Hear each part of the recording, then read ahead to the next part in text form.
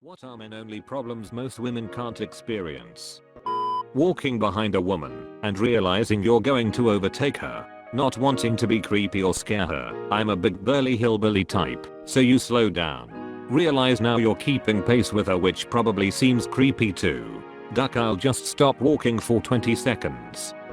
I have two wonderful daughters, twins. When they were little kids, 3 to 5, and now that they are in their early teens, I get the occasional mother randomly striking up a conversation with a kid while we are out in public. This will be when it's just the two of us, mom and sister not there. I can sense the path it'll take pretty damn quickly. The conversation always seems to wander to "so how do you know this man you are with?" Ducking pisses me off. Interacting with people who are afraid of you by default. When you're a large masculine looking man who's alone and informally dressed, people watch your behavior closely for anything to confirm their fearful suspicions. Having the cops called on you because some neurotic old lady is worried you're waiting to strangle her and her dog just because you're standing around waiting for a friend really sucks.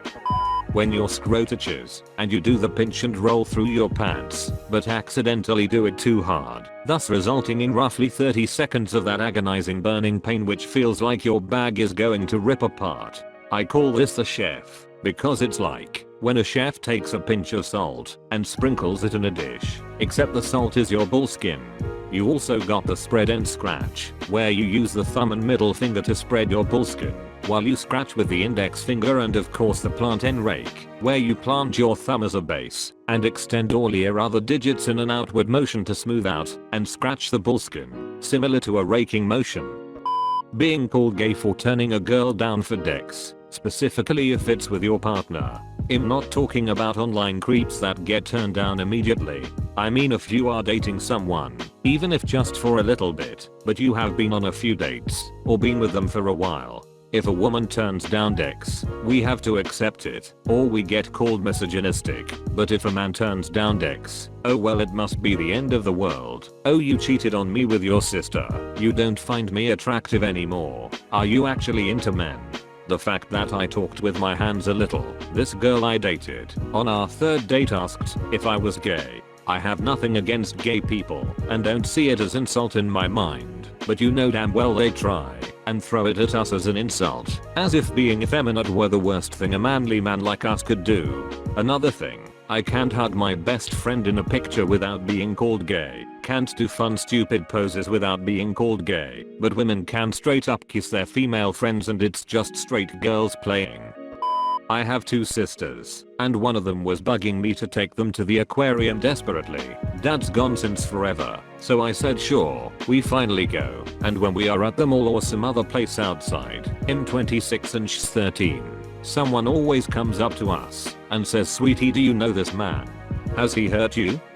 One time my sister got fed up and made a huge scene and said, "How about him hurting him? How about him the one with the gun to his face? What's with you people?" Lol, I didn't know my sister had that in her.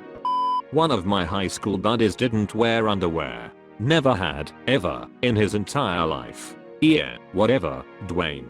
Quit talking about it. So we are playing kickball in gym class one day. I'm at first base. Dwayne kicks along one to right center. He passes me at first, looks to the outfield and angles towards second in a way that says he's going for a triple. But something happens just after second base. He hits on the bag, takes 2 more steps, then just sort of implodes, gets smaller, or goes into the ground in a manner that makes no sense in physics or physical education. Long story short, he twisted his nut badly enough to need hospitalization. I'll never forget the look on his face, or the high breathless groan that sounded like steam escaping a leaky pipe. Bet your butt we all wore jock straps after that. I've had this happen on a much smaller scale and it was bad. I don't think there's any sort of female equivalent. Doubtless there's stuff just as bad, but nothing quite the same. Shortness. And yes, I know some really short women have some similar frustrations, but it's a completely different thing for men. We live in an age where dating culture is so prominent that women will talk about how they only want to hook up with tall men. I get that it's not a huge deal if you love the person, but being constantly reminded that my height isn't good enough for casual standards, even just as a passing joke, is incredibly detrimental to my self-esteem. Gargantuan pants pockets. The dang things allure you into lugging around all of your worldly possessions.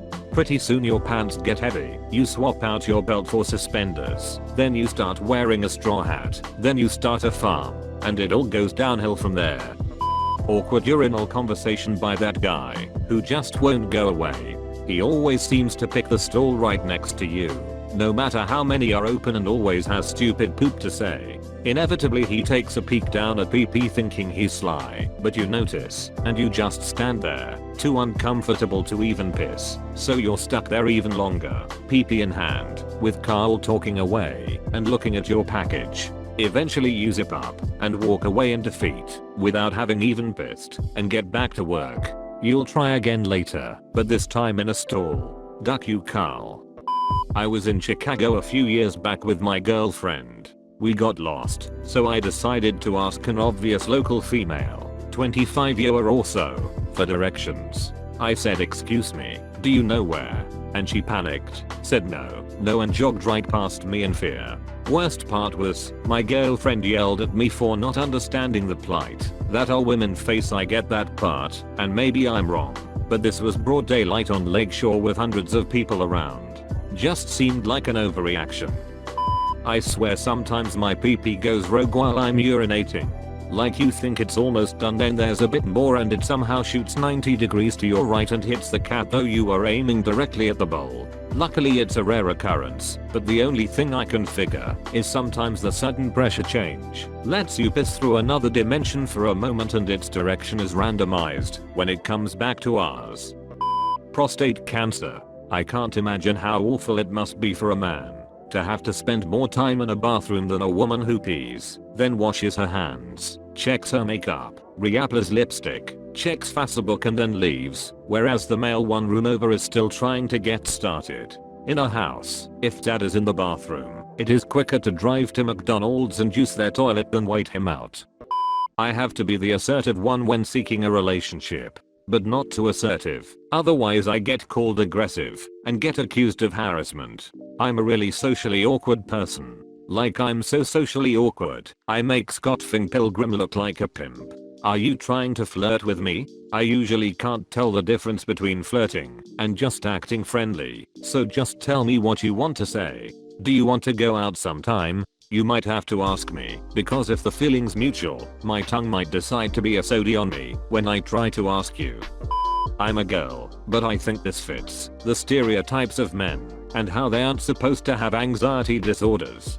Guys are taught to keep it to themselves, so they bottle it up and only gets worse. The support for women with anxiety is overwhelming, but society needs to realize that men, including my boyfriend, have just as strong emotions as women and need to feel comfortable enough to talk about it without people tearing down their masculinity. If you want equality, that doesn't mean you pick and choose the things you want. ABC equals ABC, not ABC equals AB. Makes me mad for the men suffering anxiety disorders out there. An apology from a woman for woman that place all the crazy social stereotypes on you.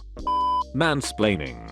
Something that I can't stand is when I'm making a point to my sister and suddenly I'm branded as mansplaining. It's a bummer that some women are so quick to assume my point is excluding their significance in the argument. If you're arguing with me, neither my gender or your gender make a difference. Sometimes you're just wrong. Your vagina is irrelevant, so stop talking about it.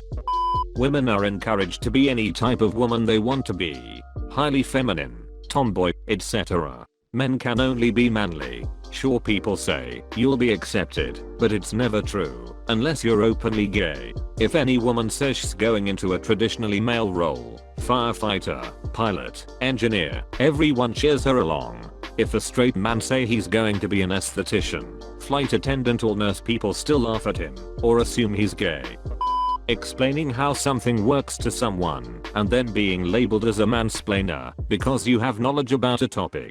Roommate did this to me. I was configuring the router as she was getting home and it had to restart. She went into her room, noticed internet wasn't on, went out into the kitchen, turned off the router, turned it back on, went back into her room, came out 10 seconds later sighing, repeated the process 4 to 5 times, until she messaged me saying the internet isn't working, and she's restarted the router a bunch of times.